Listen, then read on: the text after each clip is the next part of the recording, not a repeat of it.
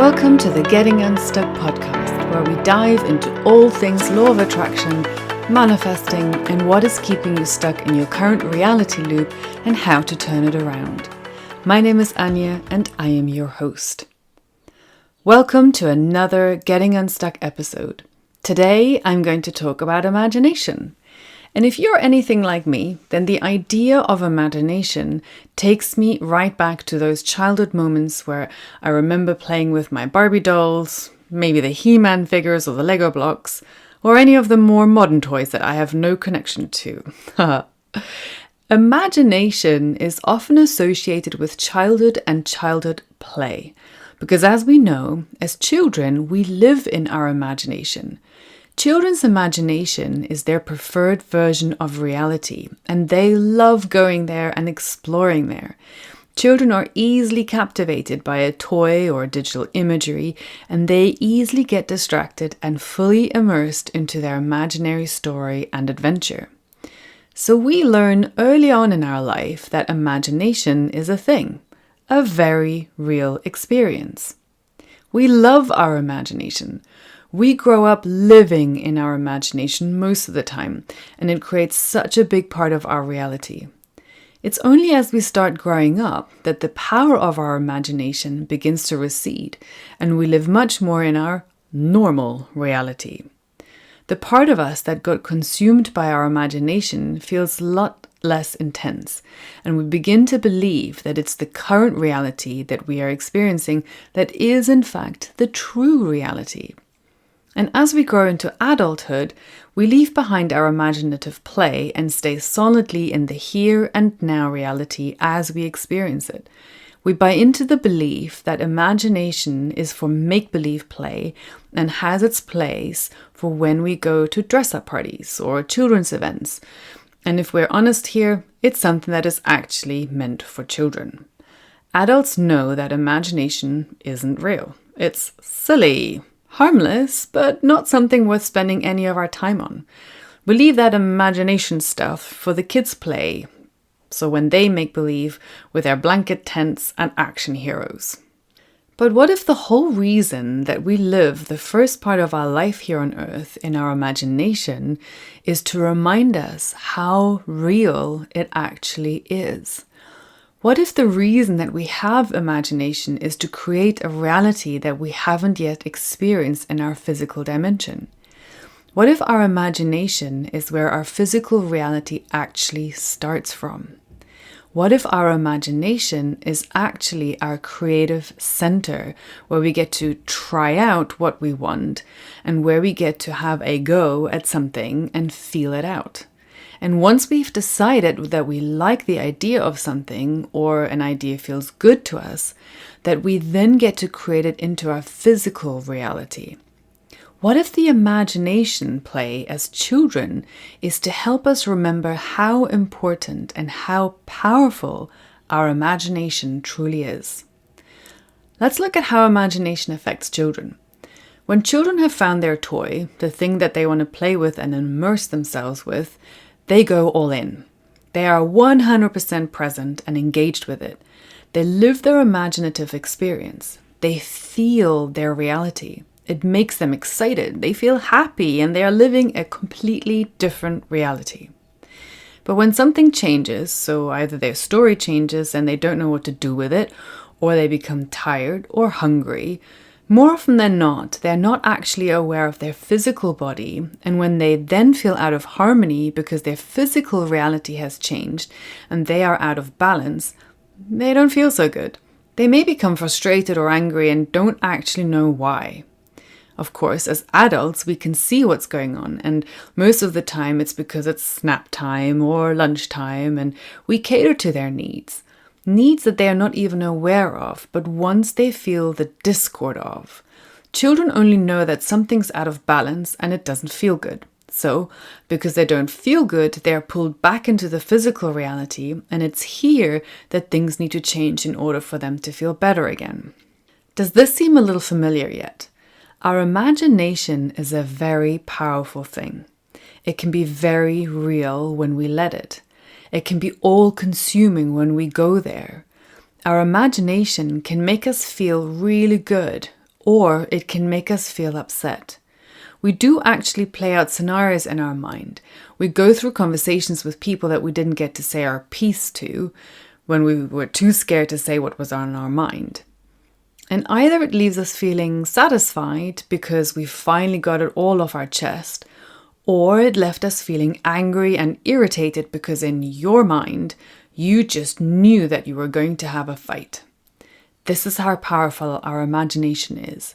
We are able to generate emotions and states of being based on what it is that we have imagined. Our body is reacting to a thought that we had in our imagination.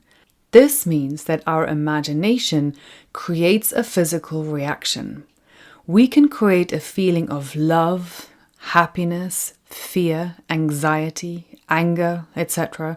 through our imagination. Our imagination is creative.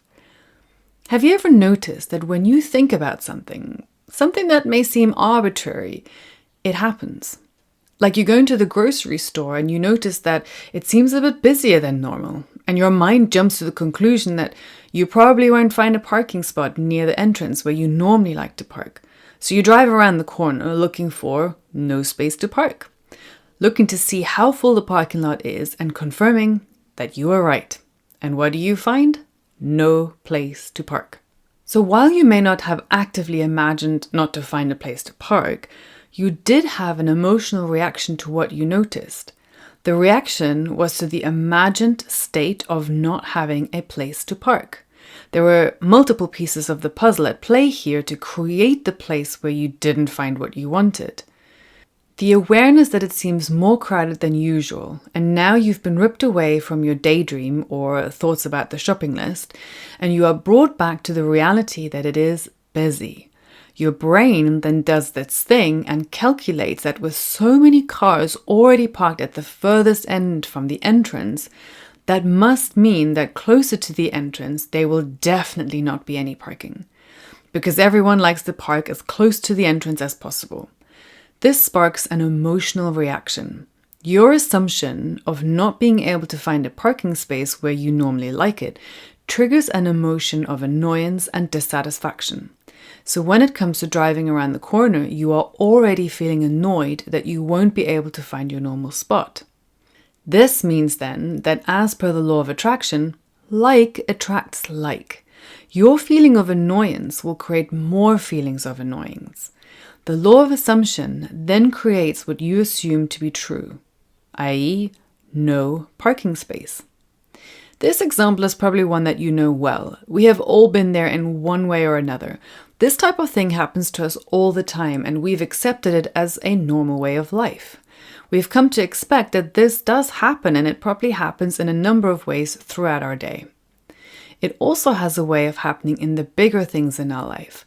The things that mean something to us, the things that have a lot more emotional attachment for us, the things that could mean our happiness or our sadness.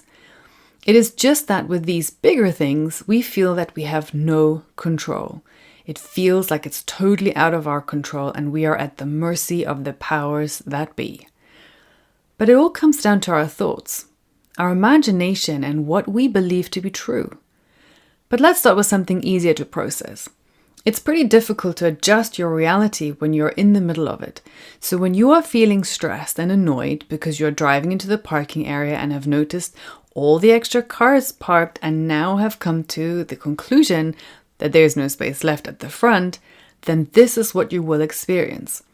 Often, the emotion of stress and annoyance has come on pretty quick and pretty intense. This would make it a really difficult thing to change them when you're in the middle of experiencing them. So I would not suggest that you do anything about it at this point. Let it ride out and accept that this will be a less than ideal situation. There's less resistance and acceptance, and you will be able to move through your annoyance and stress quicker and return to a better feeling state again. It would be the path of least resistance in this situation. But what you do have control over is how you choose to start your day. When you set some time aside at the beginning of your day, you can influence how it plays out. This is the easiest place to start becoming intentional with how you want to experience your day. When you take the time to use your imagination on purpose, your life will begin to change. Because whatever you can imagine, you can create. It's a bold statement maybe, but it all starts with imagination. Our entire life, with all of its modern technologies, began with someone's imagination. The modern cars that we drive, the telephone, and our mobile phones that have also become our personal computers, the internet and the entire world that is online, all of these things started with someone who had an idea, who let their imagination create something outrageous, with someone believing that it must be possible somehow.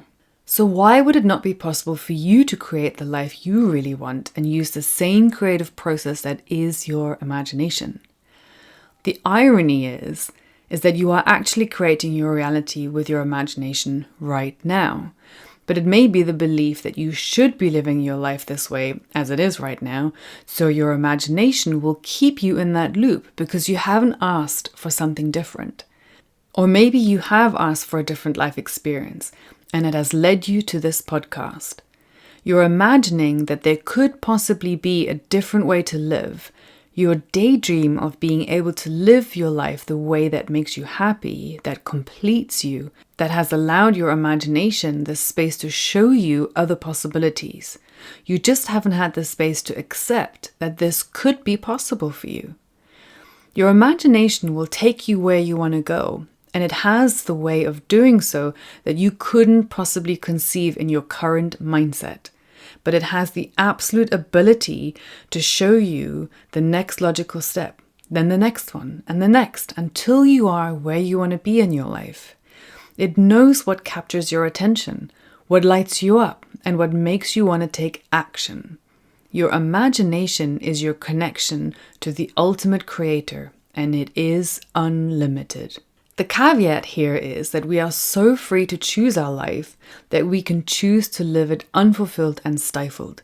We can choose to buy into the idea that this is all there is for us, that this is our lot and there's nothing more. But if we get honest with ourselves, then we can feel the desire for more, the urge to look for something else, something that will expand our life, to make it more exciting, more abundant, more loving. The habitual way that we've come to use our imagination is by thinking of the worst things that could happen, worrying about possible outcomes and letting that worry create more and more things that we end up worrying about. Because remember, like attracts like, and the more we entertain the thoughts and scenarios in our imagination that create the state of worry inside of us, the more we will find things to worry about. So when we want to turn it around and begin to use our imagination in a way that makes us feel good instead, it can feel very strange. It can feel like we are simply doing the wishful thinking thing and it's not real. We are used to giving the worst case scenarios more attention and value than the good things. And it can feel very unstable and even crazy in the beginning when we want to focus on the good things that could happen. But I want to invite you to keep going. It is a practice to change your mind and to change how you want to use your imagination. It's like training for a marathon.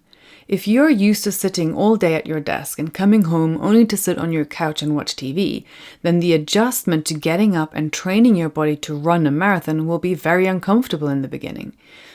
But if your drive and your desire and your imagination has you running a marathon in 6 months, then you will keep going. You will keep showing up and doing your best. And that can look like starting your training by running for 30 seconds before walking for 2 minutes and increasing the running time gradually. If you think about it in these terms, when it comes to training your imagination to what it is you want to create in your life, then you can allow yourself the space to be inconsistent sometimes, or to forget to show up, or to only show up for your practice for 2 minutes instead of 5. But the important thing is to keep going. Keep showing up for yourself and allow it to feel choppy and weird and maybe even uncomfortable in the beginning. Because it does get easier, I promise. The feeling that it's childish or that you're not doing it right or that nothing is happening is normal. Relearning how to use your imagination as an adult can feel ridiculous, but it is the gateway to what you want to manifest into your life, so give it a go. What you want to do is pick a goal or a dream that you want to manifest. It helps if it's something that you really want, but don't need. Because when you are in the place of needing something, then it is much harder to get into the energy of having it, because the need is so much bigger and all-consuming. And when you are starting this journey of using your imagination on purpose, it helps to choose something that is fun and something you want to have. You then want to imagine what it would be like if you had it right now. Imagine what it would feel like if you had what you want. So if you want to manifest a new job, then what you want to do is imagine that you had this job right now. What would it feel like when you walk into your office? What feelings would be coursing through you? Would you be feeling happy that this day is here and you are walking into your dream job? Would you be feeling proud of yourself, or would you be feeling excited to meet this new challenge? If you imagine that you are the person you wanted to be when you finally have your dream job, who is that person? Are you secure in your ability to do the job? Are you full of interest and desire to attend the meeting you will be a part of and get to share your expertise in? How does it feel to have your opinion sought after and appreciated? What is your favorite part of the day? Is it the way that it feels to open your computer, knowing that you're going to bring value to the company today? Or when you finally close your emails for the day, knowing you've done a great job with them today? The more you can go into your experience as if you already have the job you want, the more it will create the feeling within you that, of course, I am the right person for the job. After all, here I am doing it. The feeling of completion that you already have that what you want, the feeling that it would generate within you, that is what becomes magnetic. Because if you had that job already, you would stop wanting it. You would have moved out of the wanting stage and into the having stage. And the difference of the energetic power between them is significant. Wanting something means you don't have it. And the energy of wanting is a place of lack. When you notice the lack of what you want to have and you keep your focus there and you keep playing the imaginative movie of what life will be like when you do finally have it, then you keep it from coming into your physical reality. You have to go into your imagination and create the reality as if you are already living what you want, making it real in your mind what your life is like now that you have your dream job, creating the imaginary life and making it as real as if it was your now physical reality already. This is what will magnify it and manifest it. Pick moments that you notice in this life, the smile of your coworker as you say good morning to each other, the taste of your first coffee at your desk, the way the keys feel on your keyboard. Whatever helps you to create this vision in your imagination of what you would experience if you had what you want, what thoughts you would think, what would you be feeling in your senses, what things would you be noticing. Let your imagination go wild and create this reality for you. Then practice it every day. Make time for your imagination so it can create this new reality for you, and go there often. Set a schedule if you have to, but the more consistent you are with this, the quicker you can impress this new reality onto your subconscious, and the easier it will feel as if it's truly your actual physical experience. This is when you are truly magnetic and will draw to you what you are. And what you are is loving your new job, feeling the satisfaction that comes with being challenged and appreciated for your contribution. When you are in that state of being, you create more of that to come. You create that what you are, and you can create your state of being on purpose by practicing the state of being that you would be when you have that what you desire. Practice it until your entire being, your mind, your thoughts, your imagination, and your body believe that you already have what you want, and you feel like the person who lives that dream reality. Our imagination is the mechanism that will create it with us. It is our literal creative hub, and when we spend time here, it can and will change our life if we let it. It is possible.